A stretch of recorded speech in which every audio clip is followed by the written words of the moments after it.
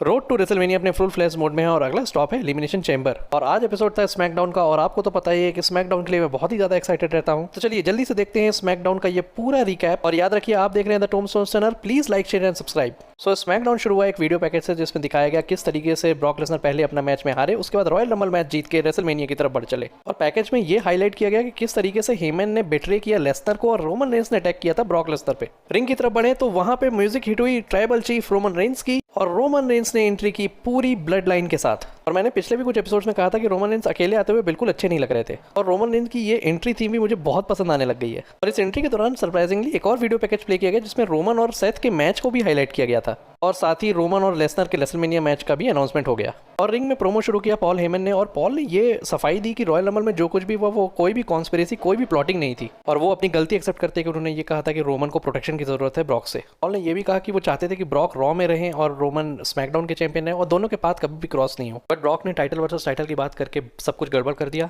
और जब रोमन ने पॉल हेमन के सामने हाथ बढ़ाया तो वो मना नहीं कर सके। वो रोमन को as a tribal chief accept करते हैं और एक्नॉलेज करते हैं। लंबा सेगमेंट था लेकिन मुझे ये बहुत अच्छा लगा कि स्टोरी के पीछे का एक एक्सप्लेनेशन दिया जा रहा था। और जब ये एक्नॉलेजमेंट चल रहा था तभी वहाँ पे hall of famer bill Goldberg ने एंट्री की और ऑब्वियसली गोल्डबर्ग की एंट्री इतनी ज़बरदस्त होती है और थोड़े से हक्के बक्के दिखे हमारे ट्राइबल चीफ रोमन रेंस भी। पहले तो ऐसा लगा जैसे बिल उनको एक्नॉलेज कर रहे हैं लेकिन वो एक्नॉलेजमेंट नहीं था, वो उनका एक चैलेंज था एलिमिनेशन चैम्बर मैच के लिए। और अगर आपको याद हो तो 2 साल पहले इसी टाइम में ये मैच होने वाला था लेकिन कोविड के चलते रोमन रेंस इस मैच से बाहर हो गए थे। उनको रिप्लेस किया था ब्रॉन स्ट्रोमैन ने और वो बन गए थे चैंपियन। और सऊदी में गोल्डबर्ग बहुत पॉपुलर भी हैं तो शायद इसीलिए ये मैच अभी बुक किया गया है। इसके बाद रिच हॉलैंड और रिकोशे का एक 1-on-1 मैच था और इस स्टोरी का पता नहीं क्या हो रहा है। बहुत ही छोटा सा मैच था जिसमें रिकोशे ने विक्ट्री हासिल की। इसके बाद हम ब्रेक में चले गए और ब्रेक से वापस आने के बाद वो एक टैग टीम मैच बन चुका था और ये भी बहुत ही छोटा मैच था जिसमें रिच हॉलैंड ने सेसारो को क्लीन पिन किया। सेसारो का पुश बहुत ही अब्रप्टली एंड किया WWE ने। एक बार फिर हम रिंग की तरफ बढ़े तो वहाँ जिमी ऊसो और एरिक का एक मैच था। Viking Riders tag team championship के नंबर 1 कंटेंडर्स है तो ऑब्वियसली ये राइवलरी बिल्ड की जा रही है। जिमी ऊसो ने दे दिया एक फ्रॉग स्प्लैश और कर दिया एरिक को 1-2-3। नेक्स्ट नटालिया और एलिया का एक मैच था।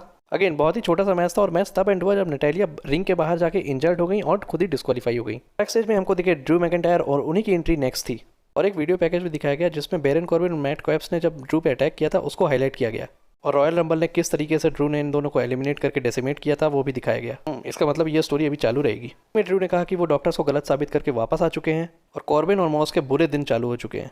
इस पे कॉर्बिन वहाँ पे आ गए और उन्होंने कहा कि आपके वापस आने का कोई मतलब तो था नहीं क्योंकि आप रॉयल रंबल से भी बाहर हो गए। और जब वो ये कह रहे थे तो मैट कैप्स ने ड्रू पे अटैक करने का ट्राई किया। ड्रू ने उनको देख लिया और कहा मैट कैप्स मुझे प्लीज एक जोक सुनाइए। जोक सुनने के बाद एक क्लेमोर किक दे दी मैट कैप्स को। ड्रू की नेक इंजरी शायद हील नहीं हुई इसलिए शायद उनको इन सेगमेंट्स में ही रख रहे हैं अभी स्मैकडाउन में। इसके बाद एक सेगमेंट दिखाया गया जिसमें बताया गया कि सैमी ज़ेन किस तरीके से जैकास के प्रीमियर में पहुंच गए थे और जॉनी नॉक्सविल ने उनको सिक्योरिटी गार्ड से एक्सकॉर्ट करवा दिया था। बैक से चले तो सैमी एडम और सोनिया के ऑफिस में थे और वो उनसे ये कह रहे थे कि 2 महीने से हो गए वो इंटरकॉन्टिनेंटल चैंपियनशिप के कंटेंडर है लेकिन उनको अभी तक उनका मैच नहीं मिला है, जिसमें एडम ने उनको 2 वीक्स में मैच देने का प्रॉमिस किया। सैमी के वहां से जाने के बाद वहां पे नटालिया आ गई। उन्होंने एक मैच की रिक्वेस्ट की अगेंस्ट एलिया जो कि सिर्फ पिनफॉल और सबमिशन से ही खत्म होगा। इसके बाद एक मैच अनाउंस हुआ बिटवीन नाकामुरा एंड जिंदर महल और मैच बहुत ही छोटा था। जिंदर महल बहुत ही आसानी से स्क्वाश हो गए शिंजुके नाकामुरा से।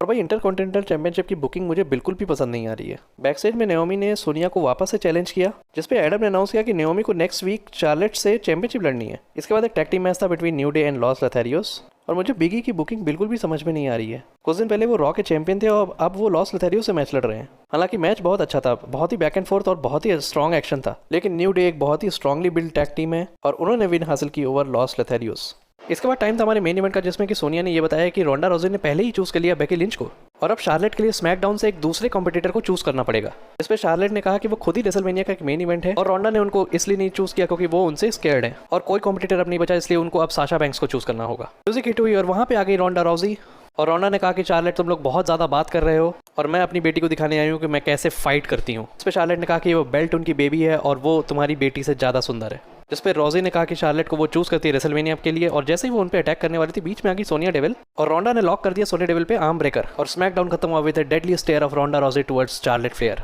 तो कैसा लगा दोस्तों आपको आज का ये रिकैप और कैसा लगा आपको ये स्मैकडाउन का एपिसोड? प्लीज मुझे कमेंट्स करके बताइए और प्लीज लाइक शेयर और सब्सक्राइब करिए। याद रखिए आप देख रहे हैं द टोम्बस्टोन स्टनर। मैं इसी तरीके के छोटे छोटे रिकैप्स लेके आता हूँ। चलिए आपको छोड़ जाता हूँ ट्राइबल चीफ की इस परफेक्ट पिक्चर के साथ। Please like share and subscribe and piece.